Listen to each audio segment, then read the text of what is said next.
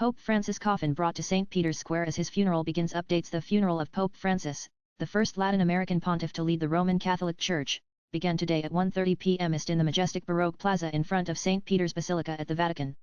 He will be buried today in a simple funeral culminating in Rome's Basilica di Santa Maria Maggiore, 4 kilometers away from St. Peter's Basilica, in the presence of several world leaders. The Argentinian pontiff passed away at the age of 88 on Monday after suffering a stroke, beginning a planned period of transition for the 1.4 billion-member Roman Catholic Church, marked by ancient ritual, pomp, and mourning. Francis was admitted to the hospital in February after being diagnosed with double pneumonia and spent 38 days there. President Draupadi Murmu is among several world leaders who paid their final respects to the Pope today. She is accompanied by Union Minister for Parliamentary Affairs and Minority Affairs, Kiran Rijiju, Minister of State for Minority Affairs and Fisheries, Animal Husbandry and Dairying, George Kurian, and Deputy Speaker of Goa Legislative Assembly, Joshua de Souza. Murmu paid homage to the Argentinian pontiff at the Basilica of St. Peter on Friday, during her 2-day visit to the Vatican City to offer condolences on behalf of the government and people of India.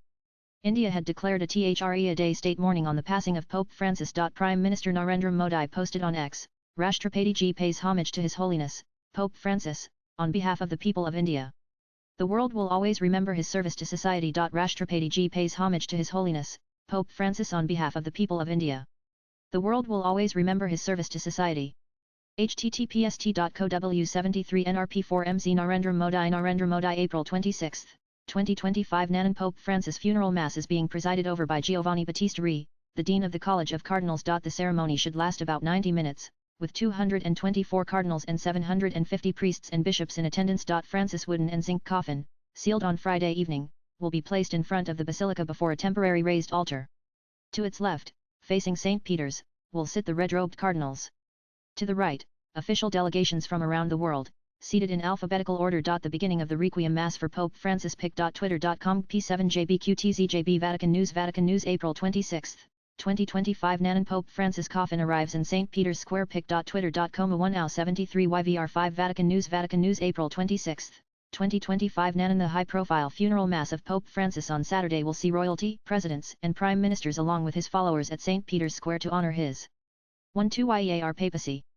U.S. President Donald Trump, who has clashed with Francis on numerous occasions, will also attend the funeral. His casket will be carried through the main doors on Saturday for the outdoor funeral, which starts at 10 a.m. 1:30 p.m. Indian time, with massed ranks of foreign dignitaries to one side of the stone colonnade, facing hundreds of red-hatted cardinals on opposite banks of seats. Alongside Trump will be the presidents of Argentina, France, Gabon, Germany, Italy, the Philippines, Poland, and Ukraine, together with the prime ministers of Britain and New Zealand, and many European royals.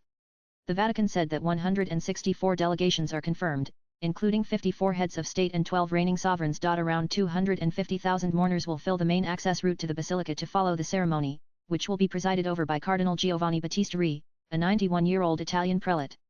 Interestingly, Francis shunned much of the pomp and privilege associated with the papacy, and his funeral is expected to take only 90 minutes. Nanan More than 250,000 people paid their last respects to Pope Francis over 3 days of public viewing by ordinary mourners, church and political leaders that ended on Friday when his coffin was sealed ahead of his state funeral. A higher-than-expected turnout prompted the Vatican to extend the basilica's opening hours overnight.